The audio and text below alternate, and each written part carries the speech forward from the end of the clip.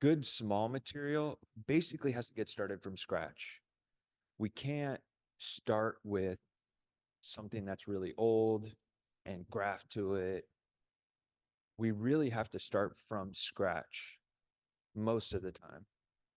Um, there are a few techniques that we can use to kind of speed up that process, which is like air layering, grafting, trunk chops.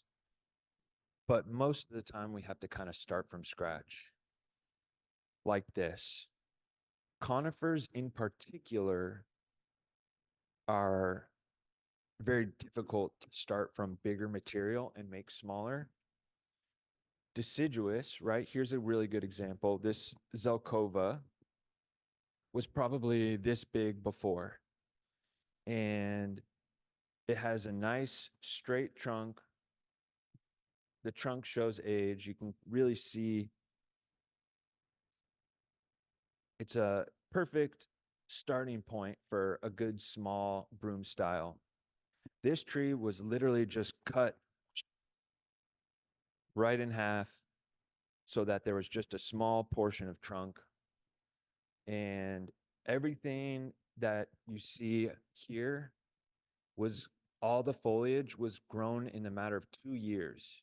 So I got this tree 2 years ago. And so if you really um, hyper focus on growing correctly, we can get a pretty good tree quick, right? So if this was a large or medium tree, to get all this foliage, it would take 10 years. But after 2 years of growing, it's well on its way to be a really, really good Shohin broom style. When this, I actually just defoliated this 2 weeks ago and it's exploded again. But when there's no leaves, we can really see all the fine branching in there. It's really cool. So that's another benefit that small trees bring. They're a lot quicker to make, which is fun for me, and I'm sure some of you guys too. It's nice to have something really good in a short period of time. Yeah,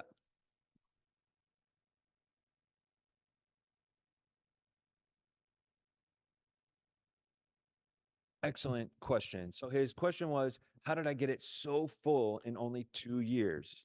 So use your imagination here, all right? So we're starting with just a trunk chop, flat cut on a straight trunk, right? I got a bunch of buds to pop right where that cut mark was, and I let those 5, 6 branches run, just explode. And in the matter of probably 4 months, they're this tall. And that's a really good start to the broom style. And then I just cut it all the way back, and then it explodes again. And then I cut it all the way back and it explodes. And the Zelkova is really nice because it just sends out these really long, thin branches, which is perfect to build ramification, right? And in 1 year, I had the really good structure for a broom style already set. And so from that point on, just this year, I've been focusing on slowing the tree down and building ramification 1 to 2, 2 to 4, 4 to 8. Um, and every year it will just continue to ramify. But from this point on, right? So right now it's in a grow pot. In a pot this size, it's hard to maintain like tight growth once it gets to this size. So that's kind of the balancing that we have to do for growing Shohin, which is slow it way down, right? Once it gets to this point, we have to really slow it down. And that's where small pots, smaller soil comes into play. Slow the tree down, remove a bunch of roots. So starting next year, I really have to work on growing this as slow as possible.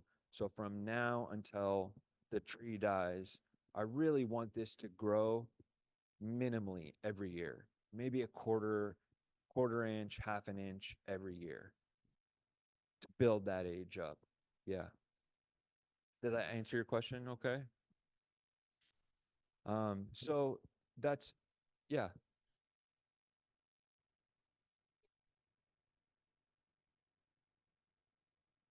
I can just reiterate the question. Yeah.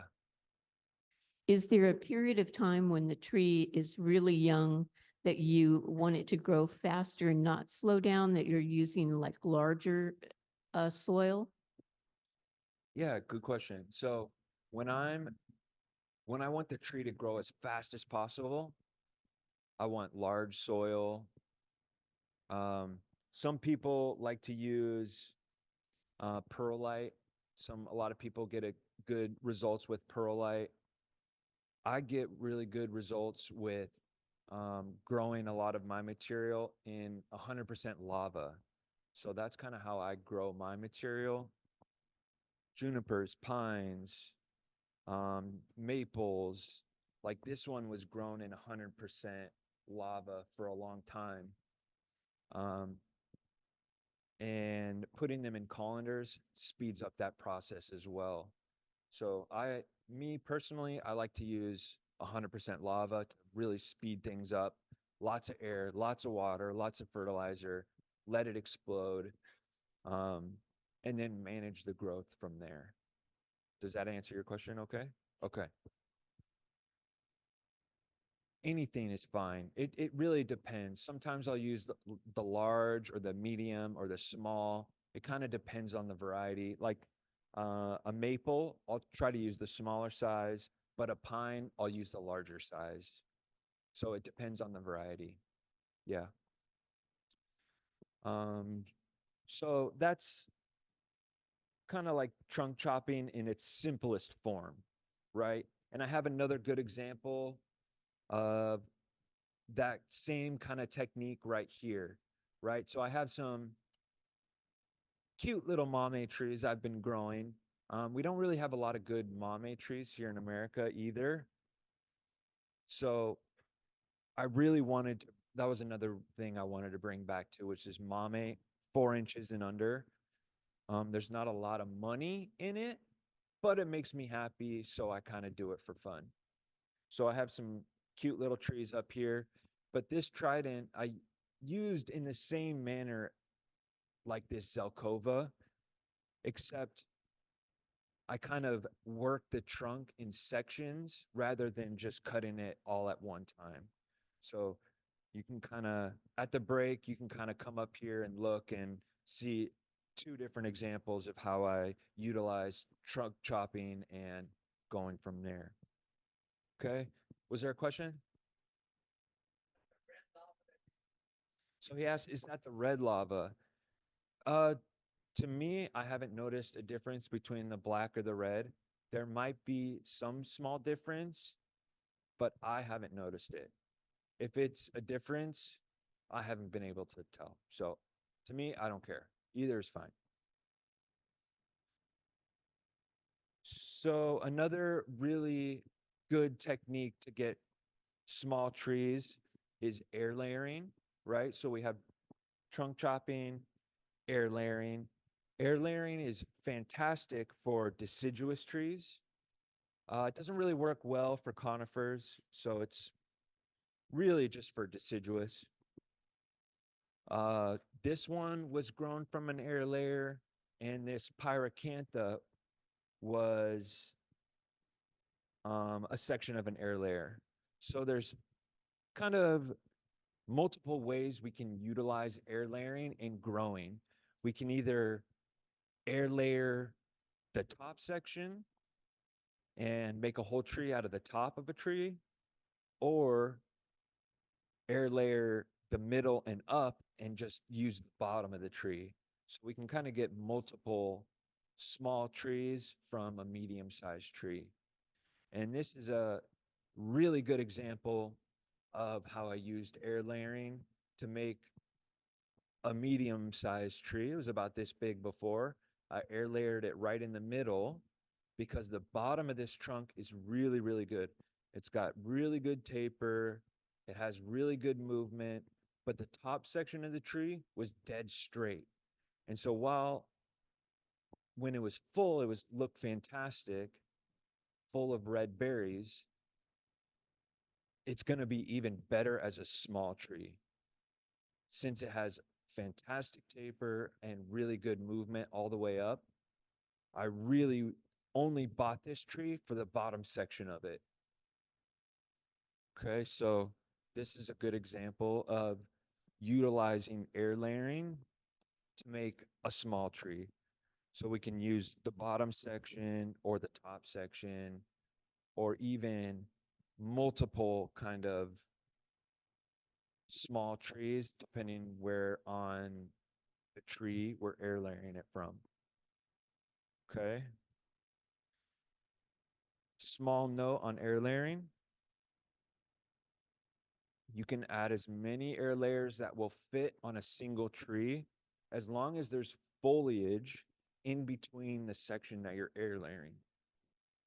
So if we have a tall tree, right, and we have branches coming all the way out, you can add sections of air layers as long as there's foliage in that section of air layer. Okay, does that make sense? So if we have a mediocre medium tree, we might be able to get some good small material out of it utilizing that technique. Okay. Let's see. So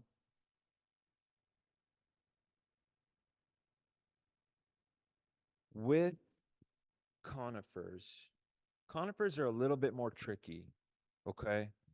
We can't really trunk chop them, right? Gonna die. They don't really respond to air layering very well.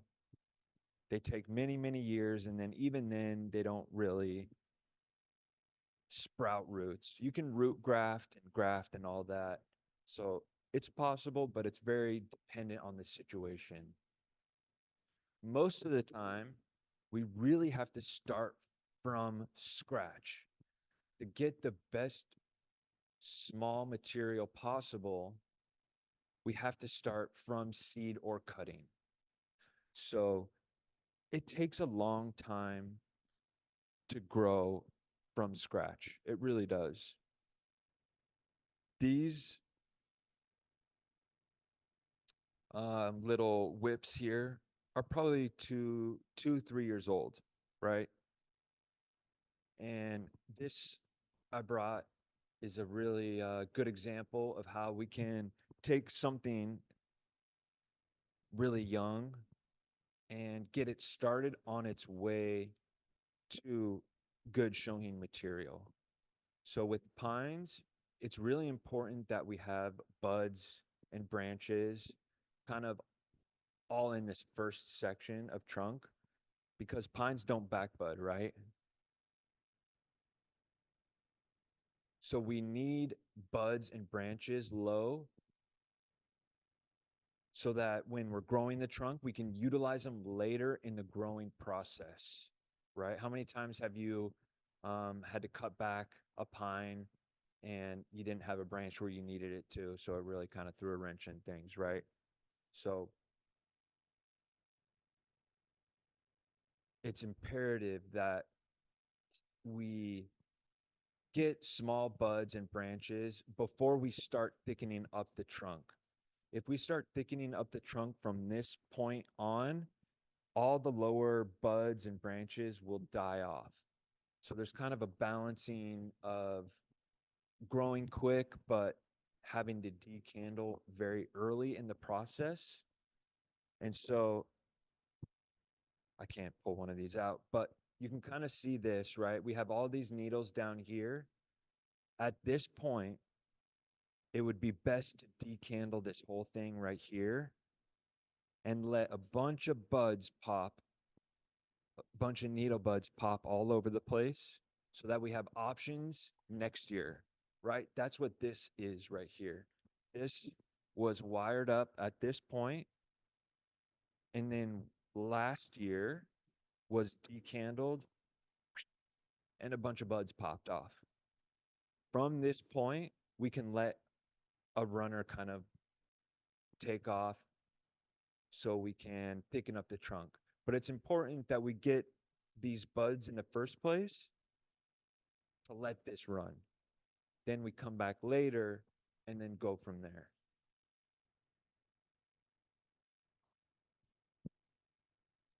Yeah, so this top part is a sacrifice branch. The whole point of it is to let it go, go, go, grow, explode, right?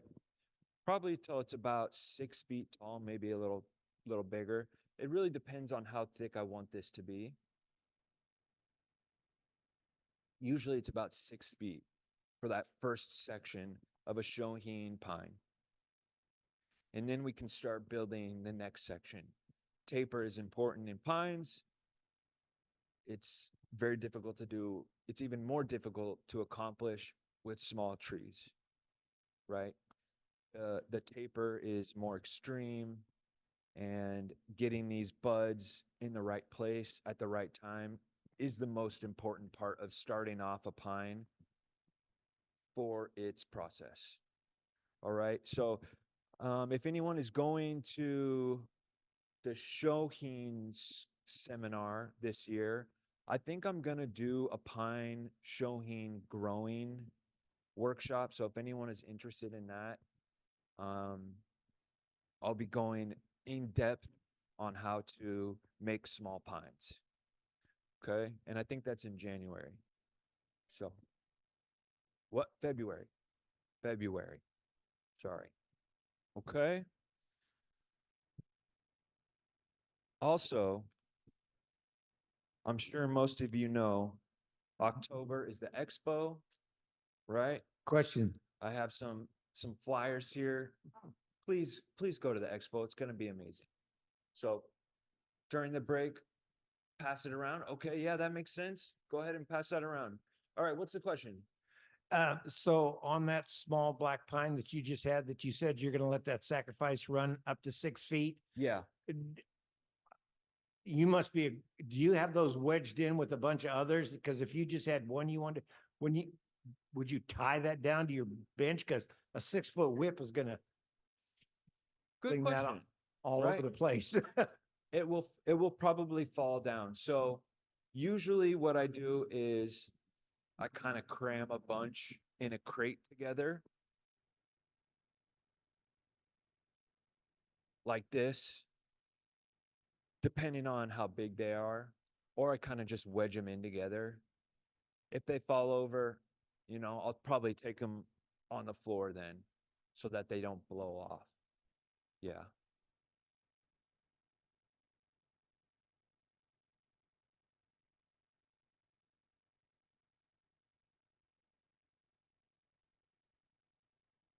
Okay, so does anyone have any questions about pines? I ran through that really quick, but that's kind of just the basics, right?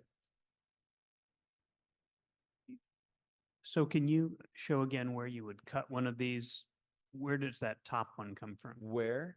Yeah, So I would cut this off right where my finger is, right? And then let a bunch of buds pop off. I see. Okay. So one of the buds- This doesn't happen in 1 year. This Got is it.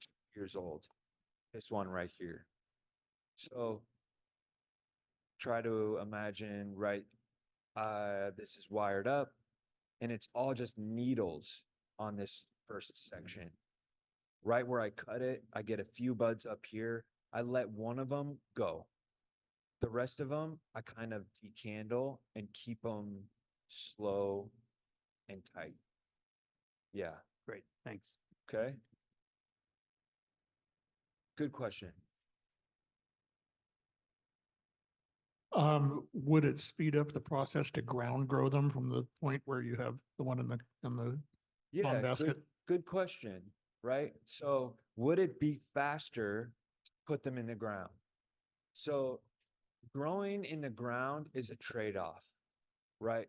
They do grow quicker over a long period of time. They take about 2 to 3 years to kind of kick into gear. The problem with growing small trees in the ground, now I'm extra loud, huh? The problem with growing small trees like pines in the ground is that they can get out of control quick. It's hard to manage and to keep track of a bunch when they're just getting out of control. It would be quicker, but from what I saw in Japan, pines in particular are grown in very small containers like this and in colanders, and then they kind of just keep stacking colanders on top of each other and then adding more and more colanders. It keeps the roots nice and fine, right? Because if we really think about the best trees, the best pine Shohin in Japan, the pot's almost the same size as the trunk. And the only way to accomplish that is all fine roots, right? We can't have any large roots. Otherwise, the tree won't fit in those small little pots. So Nabari isn't as important in Shohin pine. It's there, but we really need those fine roots for the to fit in that small little pot, right? And so it's a trade-off. Yes, it's quicker. Yes, it's quicker, but it brings in a whole bunch of other problems that are hard to control. Can you talk a little bit about when you start the root work and when and how you do that? With pines in particular? So with pines, there's a theory that once you plant the seed and it sprouts, you take the sprout out and you cut it and it produces a lot of lateral roots. From what I did in Japan, we didn't really do it that way. If you container grow it in something like this, usually we get good roots, nice fine roots. I'm not worried about, I'm assuming that's what you're bringing up, right? Yeah. So I don't do that. A lot of people don't do that. Some people do it. Some people have good results. Kind of basically like chopping off all the roots or the tap root right as the bud pops out of the soil. The theory is that it sends out a bunch of lateral roots and then you get lots of fine roots. In my experience, you know, it's not that big of a deal. As long as we kind of have a lot of fine roots, it doesn't really matter. Yeah. Good question, though. It seems like a lot of extra work to do it that way. I know Jonas does it that way. And I've spent many years repotting pines at his place. And it's kind of like some work out good, some don't. And then it has a lot of waste. Because if it's not perfect, it's not really worth putting all that effort in, you know? So mixed results. Yeah. Does that answer your question okay?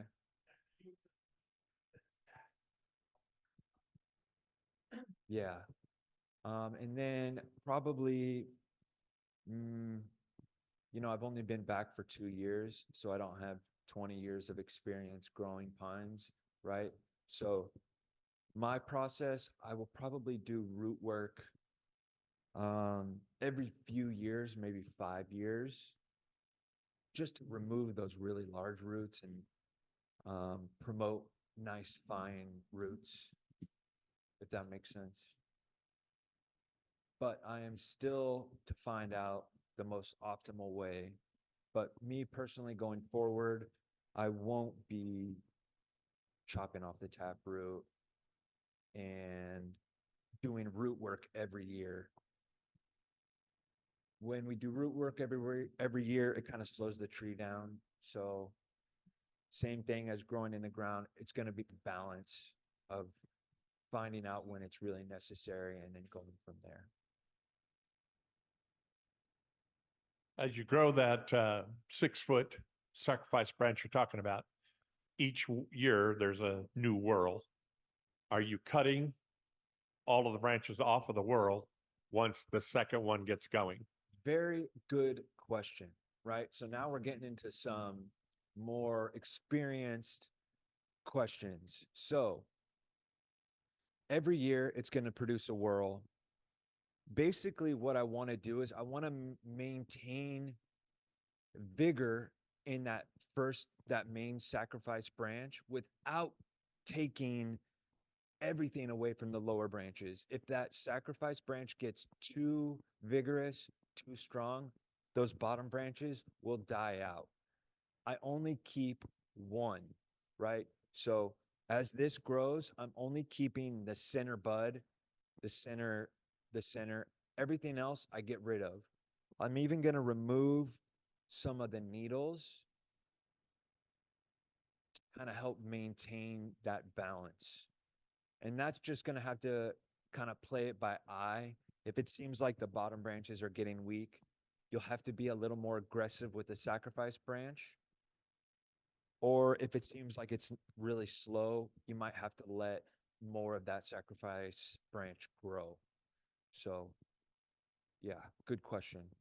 But halfway through that process of that main sacrifice branch, I'm going to grow a secondary one off of the main one. And once that main one gets too big, I'm going to cut it back to that secondary one, kind of slow the tree down just a little bit, kind of let the rest of the tree catch up. But at the same time, continuing to thicken up that main trunk line. Okay, so that's kind of somewhere in that process. Yes. Would I do the same thing with deciduous? More or less, yes. More or less, yes. But the thing is it's a lot easier for deciduous because deciduous back bud, you can trunk chop them. There's other techniques that you can utilize. With pines in particular, it's challenging because we have to keep those low buds and branches alive and healthy without getting too vigorous. It's a very fine balance. Yeah, so we do that with deciduous, but it's a little more important in pines in particular. Yeah. Okay. Yeah.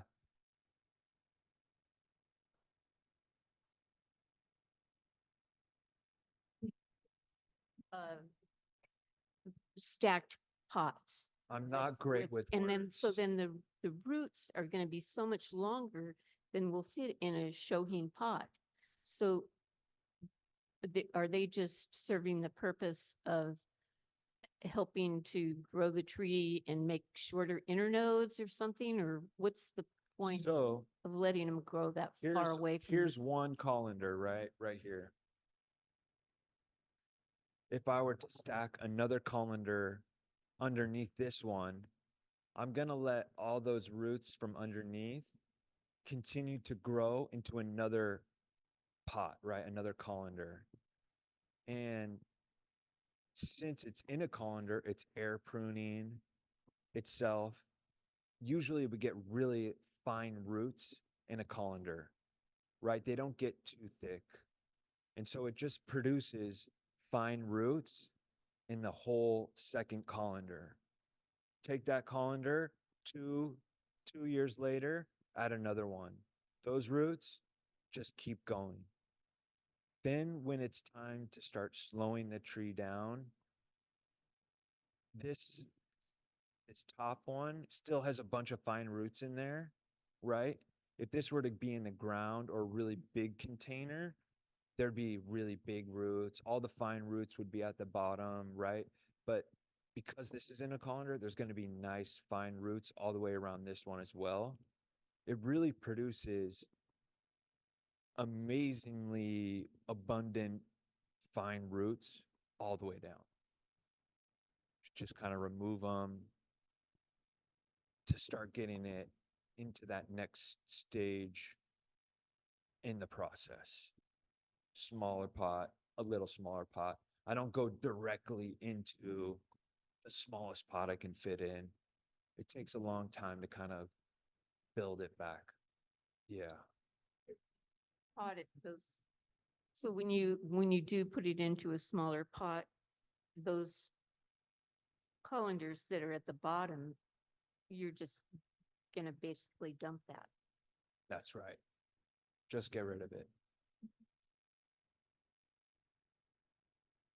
Okay, was there another question? Okay. So that's kind of, the quick down and dirty pine start. It's a lot more complicated than that, but that's kind of just showing the importance of how important it is to start when the trees are young, right? That's all I'm trying to get the point across, is to grow really good Shohin pines and conifers and junipers. We really have to start at the beginning. Okay? With junipers, right? A little different, but the same kind of concept. We have to start them when they're really young. What's important for junipers? What qualities do we look for in a good juniper? Right? Somebody? Deadwood. What else? Movement. Movement, deadwood, live vein, right? So the only way to get that in small trees is to start when the tree is a little whip, right? We have to bend it, twist it, add all that movement initially so that as the tree thickens up, it will be implanted in that structure of how it's set. Okay, so this is the perfect example of a good juniper trunk for a Shohin. Okay, it's got bends, it has twists, it's got it all, and it was done when it was, the size of a pinky, maybe a little thinner. So this one is probably 40 years old now. It's very old, and it's on its way to becoming a really, really great small juniper. Okay, so during the break, you can kind of check this one out. With junipers, it's important that we get that movement set initially, the bend and the twist, and then go from there.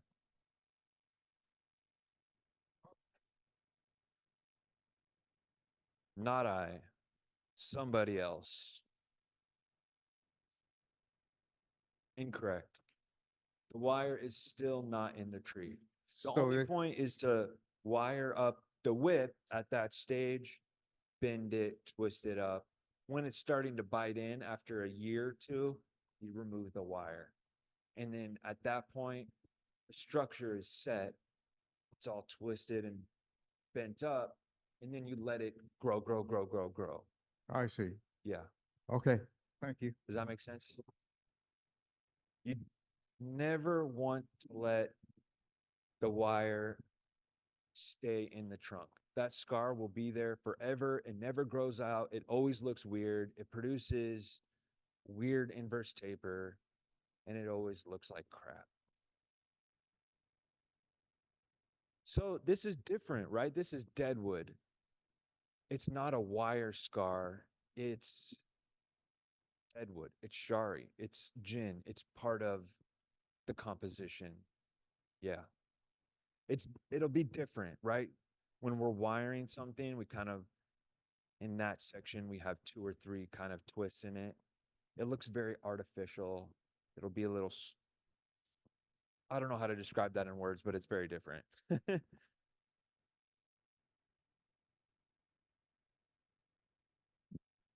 What's the highest that you consider a Shohin? I'm sorry, can you say that? What's the highest? What's How tall can a Shohin be?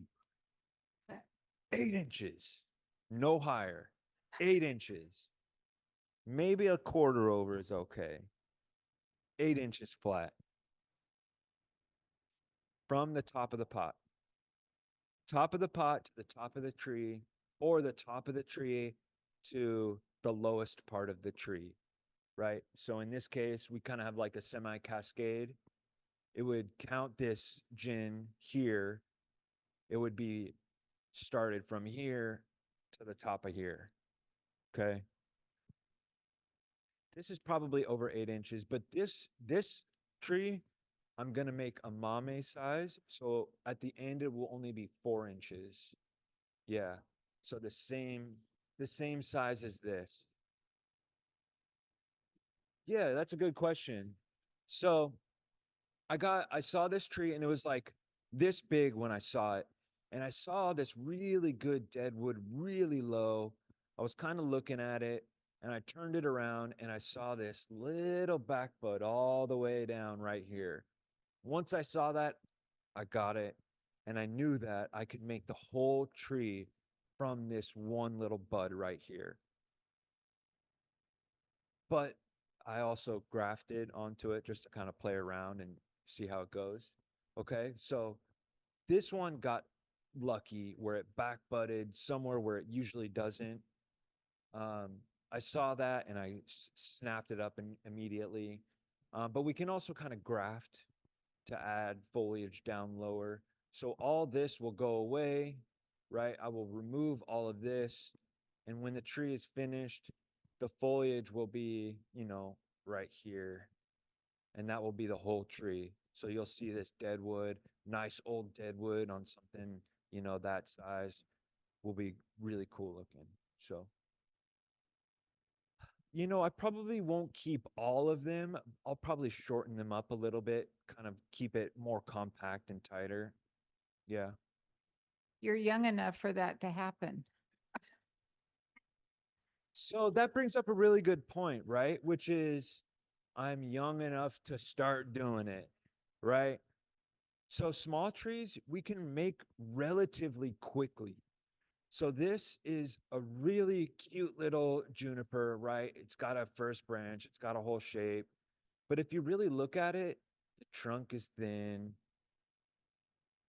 I know the person who grew this and he was just kind of playing around. And it's just a really cute small tree. But in reality, this tree is not old at all. It's only a few years old, maybe 6 years old, maybe 7 from a cutting. So we can really make cute trees relatively quickly, right? If we kind of hyper focus on utilizing the techniques the best that we can and growing optimally, we can really get a good, cute little tree pretty quick, right? And it doesn't have to be expensive either. So this tree right here, I got, and it was $5. This one right here, right? There was one extra trunk. I did a little bit of cutback and a little bit of wiring. But in 5 years, this will be a pretty cute, good tree. Once the trunk start changing to that white color, this is going to be a good little Shohin tree, a little Japanese forest, right? So it doesn't have to be ultra complicated or very expensive or this huge, big process. We can really make good small trees quick and cheap. And, we don't have a lot of good material. So good material is worth a lot of money, right? So it's a good way to make a couple extra bucks. If you make some good material, I will buy it from you. Just, send me a text, call. I will come buy your material. So, yeah. I forgot what I was talking about, but I think that kind of brings up everything that I wanted to say. There's all kinds of these techniques that we can utilize for small trees, and we can make some good material in the long run. And I just really want small trees to be more important in America. And I want to show how good small trees can really be. So I hope I hope that as time goes on, more and more people will love small trees as much as I do. Yeah. Could you compare the two of those trees? Now, notice that this one doesn't have the points, on it, and this one does. And, talk about why that exists. What do you mean? I'm talking about, you got smooth little clumps right here, Uh-huh. okay? Here, you don't. So And this is a bonsai right here. Cute little tree, little trunk, right? This, I don't care about anything that's going on up here. I only care about this section right here. This very small trunk. That first section of trunk. That's all I care about this tree right now. I will have to make the tree after hasn't been made yet. This is not a bonsai. This is pre-bonsai. The only reason I brought this in was to show it's important to start the bend and the twist at a young age to get this. The only way to get this is to start from scratch. You can make a cute little tree like this from just a little cutting, but something really good, you have to start from scratch. And that's why I brought this in. This foliage up here, meaningless. I don't care about anything up here. I just care about that bottom section. yeah, but how are you gonna make the bonsai that you're talking about? How am I going to make a tree? I'm not Yeah. sure yet. I don't know yet. I haven't really looked at it to really think about how I'm going to make the tree. I can graft, right? I can bend, I can do wire, do all that, style Yeah. it. I haven't thought about that on this piece of material yet. Okay, I really just care about how good the trunk is in a small little package. yeah. Yeah. Thank you. Sorry, I wish I had a better answer. I just haven't gotten there yet with this piece of material. Adam, I noticed that you're starting with a Japanese black pine. Do you ever graft a white pine or something else You to make can, it? sure. It's the same process. You just add that foliage type on it. Same process. You can. I don't, Okay, but anyone can. If you like white pine, I do. go for it. I like Scott pine. Okay. I don't I see want to it. see some good material then. Yeah, there you go. Can you talk a little bit about how you would start the process to put the shari in a shohin? Excellent question. Starting the shari on a Shohin juniper, right? So the main point that I want to get across is don't cut your line, pull your line. Okay? So you never want to cut in your shari line. You don't get to dictate what the tree does. And that's why it's so important to wire at a young age, because the lifeline on a juniper is linear, right? And so you have to set the bend and the twist when it's really young. If you don't do that and you have a straight piece of material, the grain runs straight, right? The grain is straight. We have a straight juniper, the grain is straight, the lifeline is straight. If you go to cut a curve in or any kind of wiggly thing, it will always look artificial because the grain will come into the lifeline as time goes on and it gets older and older and older. As you can see with this one, you can see the difference where the grain of this deadwood twists with the live vein. It's all linear. If you cut that in, it will look artificial. It will never look right. You'll have a straight cut. It won't fold over properly. And more importantly, the grain of the shari will run not perpendicular or not parallel. It'll kind of crash into it. And it's very awkward looking. It's not natural and it doesn't happen in nature. Good question.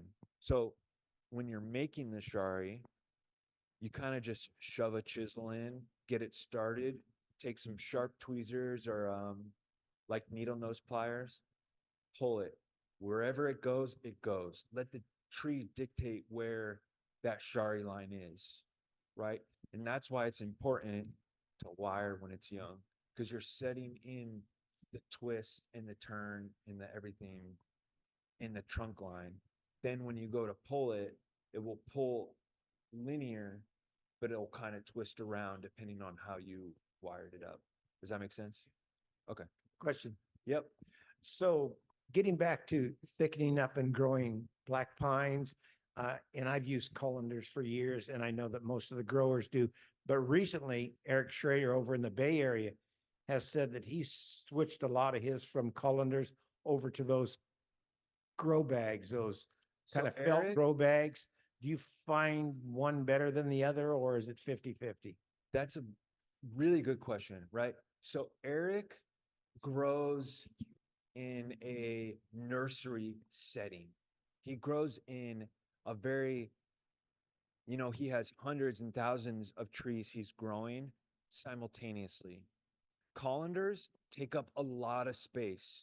They're very difficult to water all the time. They take more water. Those grow bags will get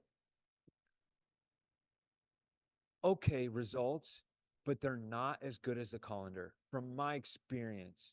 Maybe for what he's doing, it works really good for him because it's easier and it's quicker. I've tried those fabric grow bags. They get really gunky on the outside. I kind of have to wash them to keep them aerating properly. Also, I noticed that it doesn't allow roots to grow all the way to the outside of the bag. It's almost like there's a 1/4 inch from it being so hard, like hard air prune, nothing grows right there. And so from my experience, I prefer the colanders because I can keep track of them better and I can water them more and it's easier to know what's going on. It's also easier to take apart. Those fabric bags are a pain in the ass to get the roots out of them. It's a pain in the butt, seriously. So from my experience, I like the colanders better, but they're more expensive. They take up more space and they're probably not as good for a growing operation kind of setup. Yeah.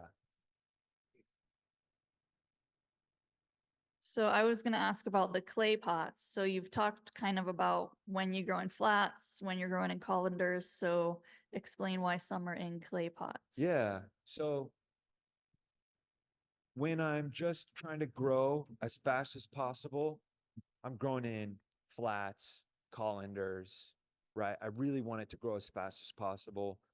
Once I kind of get the tree and the trunk set to where I want it to, I can start working on branches. At that point, I take it from a colander into a grow pot.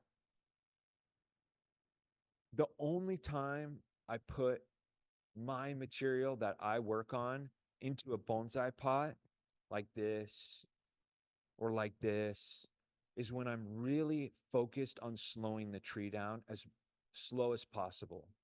Only when the tree is pretty much set and I want the tree to slow down to build up that age do I put something in a bonsai pot. Me personally, I just grow in these clay pots. It's easier, they grow quicker, they're not as expensive, and yeah, I hope, does that make sense? I really only put trees into bonsai pots when I'm ready to slow the tree down to a pace where it starts to build up that age. And yeah. Does that answer your question? Okay. So I'm new at this whole process. How often and how do you water those itty bitty little ones? Okay, yeah, that's a fantastic, especially here in Sacramento, right? Keeping something like this might be challenging up here, but there's a lot of techniques that we can use to keep this alive. Keeping moss right, on the surface. Even if it's sphagnum moss, it will help maintain moisture, shade cloth, morning sun, afternoon shade. Also, we can put, get an Anderson flat or any kind of wide basin, fill it up with pumice and create a little humidity tray, right? When it gets really hot, that's what I'll do. I'll fill this up with pumice and kind of nestle these down. And since this is all full of pumice, we get a little bit of roots growing through the bottom of the pot into that pumice. It creates humidity and it just maintains a cooler atmosphere in this little zone, right? And so it is difficult to keep these watered, but there's a lot of techniques we can use to kind of manage that. Yeah. It's definitely possible. Okay, any other questions? So that's really just a kind of a rough start of some different techniques and different stages of trees. I've only been back for about 2 years now, so I haven't had a lot of time to make some amazing, amazing trees, but I'm certainly trying my best, and it's 1 year at a time. And that's all that's all there is to it. We can just try our best year after year, and hopefully we'll get some good trees at the end. I have a question. Yeah. In a few minutes, we're gonna do a business meeting and after the business meeting, we'll do the show and tell. But I'm wondering, well, anyway, I'm wondering if those that brought trees, if you would like Adam's critique or suggestions Sure. to bring your tree up and put it on this table. Yeah, if anyone has a question. And or- that way he could give you suggestions, maybe. If you don't want it, that's fine too. But we'll do that after the break as well. Okay. Adam, let's go ahead and get you mic'd up again.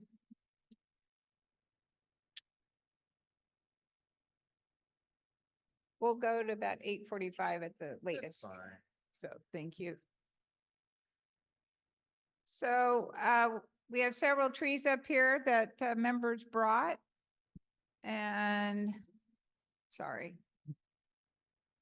And you also brought one in. So let's see. These right. are member trees.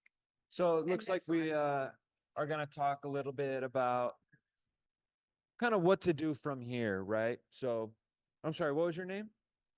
Vince? Vince brought this in and he says, tear it to shreds. Talk about how bad it is. But it's really a good start, really. It's a hackberry. Yeah. And in reality, it's a really good start, right? We have this first section, which is really good, right? Nice taper, nice thick base. But the problem is that it just doesn't continue, right? So this next section gets too skinny too quick, right? So we need a better transition of taper. And the only way to build that taper transition is to let this top section just thicken up, just let it go, right? We really need this next section to flow a little better from the bottom. So my recommendation is to put this from this small pot, which is like pretty small for the size of this tree, get it into a nice clay grow pot so that this top section can thicken up quicker, right? And then once this top part, these two branches, thickens this next section of taper, you can cut one and start building the next, right? And so we really need to build that taper over time. It doesn't happen instantly. You really have to grow sections of trunk at a time, okay? I don't know if you guys had a chance to look, but there's a good example in this trident where the first section was grown and then the next section And then the next section will be the next part that I grow. And that's the same thing with this. It's a bigger example of that. We just need that next section of taper to be a little more seamless. Okay, so good soil. Do you want to know really? People always get so mad when I say how many years is it going to take. It's not about how many years it's going to take, right? Bonsai is all about enjoying the process. Um, it's the journey, exactly. It takes a long time, no doubt it takes a long time, but it's fun. And the best part of making good material is that we get to pass it down to the next group, the next generation of bonsai enthusiasts, right? Bonsai is really about the trees, not the people, not like, I'm not making this so everyone can say, oh, wow, Adam made that, right? I want to make good trees though, so that it inspires people to make good trees, better trees. And so when we start talking, how long is it going to take? It's hard to hear because realistically, you're looking at another 10 years. But then if you make a good start, right, people are always looking for good material and they're going to pay to have nice material. So it's a nice way to earn some extra money, maybe take a trip somewhere nice. So, if we can make good material, people will buy it. And the tree will continue on, right? Mediocre trees, they kind of continue on, but really to build bonsai in America stronger, we need trees passed down from generation to generation to generation, right? And so hopefully in 40 years, someone will take this tree off me, and it'll go to some young whippersnapper who's ready to take on the world of bonsai. So, it does take a long time, but if we enjoy growing and making, that's where all the fun really is. Yeah.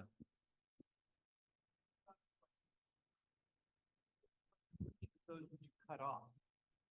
That's all. I would probably cut off this one right here, yeah, the straight kind of one coming off to the side, and I would continue the next section of taper from this right here. But I would keep this for the time being until that transition of taper is a little better, that middle section right there. Then once that is nice, I would cut that, let that heal, right? And continue on up here. Okay? And with this one, I would probably add a little more soil up a little higher so that we can build a little nicer Nabari as time goes on too. But this I would probably put in a number 6 or a number 7 of these grow pots and just kind of let that top go. Okay. And we have this little hinoki right here. Cute tree, right? The pot's a little big, in my opinion, right? And I would probably bring this branch back down a little bit. There's nothing right here, a little too much negative space on this side. I'd probably try and bring something down, some of these branches down. There's no depth when you're looking through this negative space. We want to see depth. It kind of adds to the whole 3D-ness of it. It's a great start, cute tree. A little too much negative space right here. I'd try to bring a branch down so that you can kind of see that dimension in it. Okay, but nice tree. Also, when you look at it from the top, it's a little flat up here. I'd like to see more like this, but on all sides. So this back coming down and this side over here kind of coming down this way. And this right here probably could go entirely. This one right here, it's competing with the apex, same height, but all the way out here. You could probably get rid of this whole thing and be okay. Oh, so that's probably what I would do. But it's a fantastic, cute little tree, and it's a really good start. So great. Okay. Okay, challenge, huh? Someone wants to really. What do you guys think about this tree? I want to hear what you guys think. Hard to say something wrong, right? It's a good tree. It's a really, really good tree. Great taper, right? Full canopy. We have some clouds kind of forming here, right? The only thing for me is I'd like to see a little more separation in these clouds. They're kind of forming too much into each other, and it kind of looks like just one slope here and then one slope here. Same thing kind of with this in a different way. We want to see that dimension kind of front to back, right? And so if we can kind of lower some areas and add a little more rippliness, a little more contour, it will add a little more shape to the overall silhouette. All right. Fantastic tree. Lots of work went into this. I can tell it's old, really, really good. You know, I'm kind of just nitpicking at this point because it's such a nice tree, right? Everyone would love to have something like this on their bench. So, pot, a little too thick, wide, deep, a little too deep. But for growing purposes, you know, this is fine. So this is a good size, especially up here in Sacramento. It gets really hot. But if I were to show this, I'd probably put it into something nice and shallow. Yeah. So what do you guys think about this shape? Is it a strong shape or a soft shape? Strong? So straight lines are soft, right? The feet like this, these straight feet are soft, which is very good for deciduous. We see here, right? We have cloud feet. Usually we see cloud feet with bigger trunks. It's more of a fancy stability, strength in cloudy feet. So a lot of the time we'll kind of associate cloudy feet with soft feeling or light, but it's actually the opposite.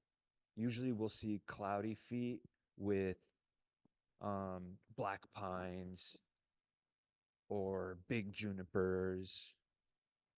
That definition is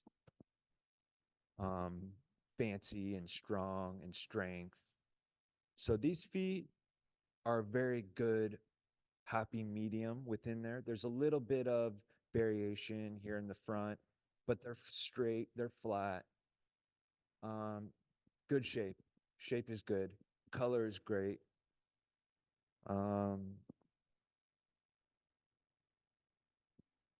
Nice, you know, nice pot. So the only thing, I bet this would look really, really nice in a shallow painted pot. You know, if we were to put it into a show, maybe like a hand painted gecko or something really nice, either red or blue paint, hand painted. But this pot is fine, just a little deep. That's all. Okay. So I brought this in because it's kind of another good example of the same thing with this, which is introducing taper, right? And when we see material like this, it doesn't really scream Shohin, right? But in reality, this is Shohin material, right? Because I only care about this bottom section, and it's got nice flare. It's starting to build that taper, right? And if we look up, I could cut this right here and get that taper onto the next step. So really, this is a pretty good example of Shohin material, even though it's large, right? We only care about that first little section of trunk. So for me, right, in reality, I would probably cut it back all the way to this one right here and start growing the next section from this right here. So the whole top would go away, and to get it to that, 8 inches, start building that taper even more at the top. Okay. But when we're looking for material, right, we only care about that bottom section. Will that bottom section make a good tree? Can I air layer it? Can I trunk chop it? Can I graft it? Right? We have all these different techniques that we can use to make a nice tight little package. Okay? So as you're out looking for material, really try to focus on what you're trying to accomplish, or what could the tree be really, right? Can I air layer this somewhere? Can I get something interesting out of this one section? Or does it have a flaw that I can remove? Will it make a good kifu or shohin, or even, smaller if necessary? Okay? Yeah.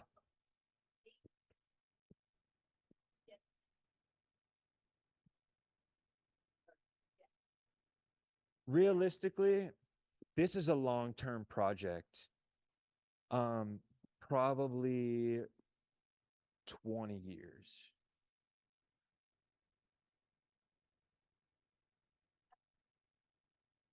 You know, You need to develop a course, I don't- what do Shohin you for want me to say? seniors. Years are years. It doesn't matter. It goes by quick. But honestly, I would probably air layer this section because this section has a lot of movement. Maybe I can make another tree out of that, right? Let that one go. Then once that one takes, I just cut it back and then work on that next section. Really, for me, I want to bring good Shohin material for the next generations and after. If I can make some trees, some really good trees quick, great, I'm gonna. But we really need good material that's gonna last us generations. And so I really try to focus on the best material to make the best trees in the end. It's not always, you know,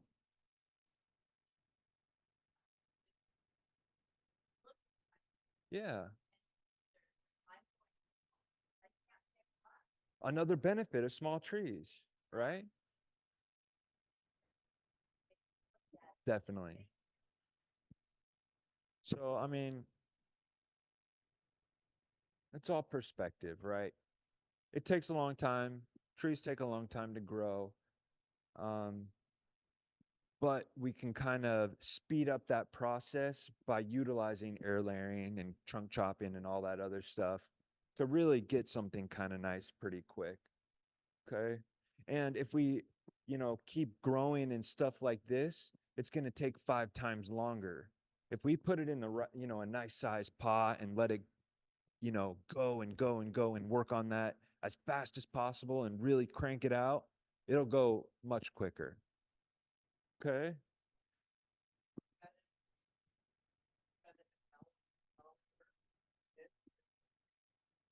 This one, this one. So this one, I probably wouldn't put in a colander. That first section of trunk is already made, right? So now I'm only worrying about this next section. I'd probably put it in just a larger grow pot like this. Really, colanders are the best for that initial section, right? The first kind of go at it. Because they kind of take a few years to kick in and really go, just like putting something in the ground. And this is, more than halfway there. So I probably wouldn't bother putting it in a colander. I just put it in a larger pot and just let it go. Yeah. Fantastic question, right? So I'll tell you guys what my fertilizer regimen is. So I just go to Home Depot and I get multiple varieties of organic fertilizer. And it can be like an all-purpose, or maybe one is for tomatoes. As long as those three numbers are close to each other, 555, 466, 644, close to each other, it's good enough. And then I'll get 3 different types of organic fertilizer. As long as it's kind of like a little pellet, not a powder. I don't use the powder because it kind of clogs up and is hydrophobic until it takes in water. And then I'll kind of mix those 3 together, and I'll add that mixture onto all my plants once a month. Then I'll take a chemical fertilizer, like a chemical fertilizer, like a granular kind of chemical thing. I'm not a fan of Osmocote. Osmocote could work. I've never had good results with Osmocote. I feel like I don't want to get into the middle of that. I haven't had good experience with it. I think we need a little bit more deliberate response from our fertilizer. Osmocote is good if you're growing in the ground where there's already a lot of organic matter in the soil. And you don't want to have to worry about fertilizing all the time. But going back to where I am, I'll add that chemical fertilizer every other month during the growing season, right? And so I add organic every month, and then every other month, I'll add a chemical. And then every Sunday, I'll add a liquid kelp fertilizer mix, and I'll just kind of hand water like a kelp feed, micronutrients on all my trees. It takes about an hour to kind of hand water everything with a little jug. And that's once a week I'll do that. Yeah. Why do you use 3 different organics? Fertilizers? Because all of the organics kind of have like different ingredients. If it all has the same ingredients, it's moot. But I try to find something with maybe a little more calcium or a little more of this or a little more of that. And then also what I'll do is probably once every 3 months, I'll add ironite into all my trees, and it helps them get nice and green. I just got this one. That is not me growing that. But I noticed that a lot of the organic fertilizers are limited in iron in the mix, because normally fertilizers are for like nursery growing and stuff that is grown in the ground where there's a lot of iron naturally, right? But because we do something specific like bonsai, where we use a lot of inorganic materials out of the ground, there's no iron in it. And so they don't add it into the fertilizer. So I have to add it additionally. Yeah. Probably once every 3 months. Yeah.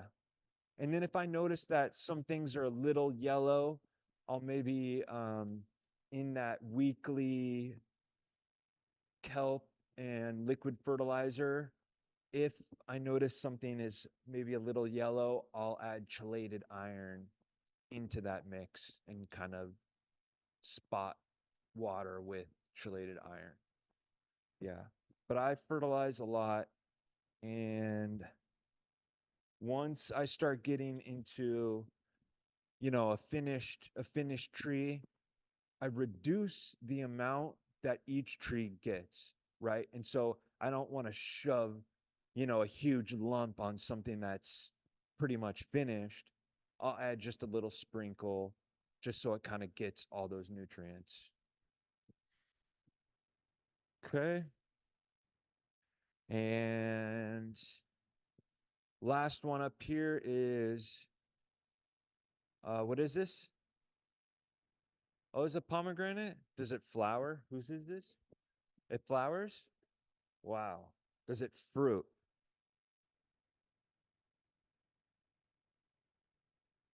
Got it. So I think it's the same kind of thing with this tree. The silhouette is really flat up top here, right? There's not enough variation in our silhouette.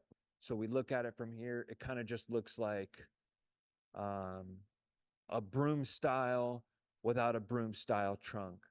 And so I'd like to see a little more variation, like this section right here, right? We get a little kind of separation in right there. If we can add that kind of a little more sporadic, maybe add some stuff.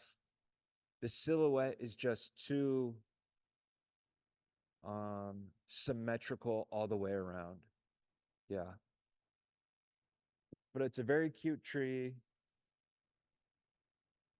And same thing. It's hard to kind of fine tune from here, but really it's just about adding a little bit more separation in these branches. Yeah. Okay. Does anyone have any questions about what's kind of going on up here? Okay. Finish. Well,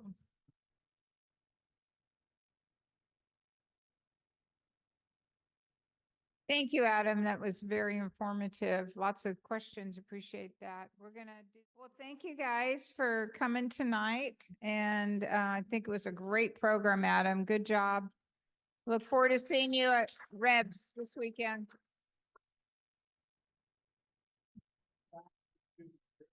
So hopefully as time goes on, you'll see my work in more extra. You will, we will. I know that my husband was very, very impressed by one of Jonas's articles about you and how you transformed one of his black pines. That one will be in the expo? Yeah, if you look on Bonsai Tonight, and you could look it up, it's amazing the transformation he made on that tree. It was great.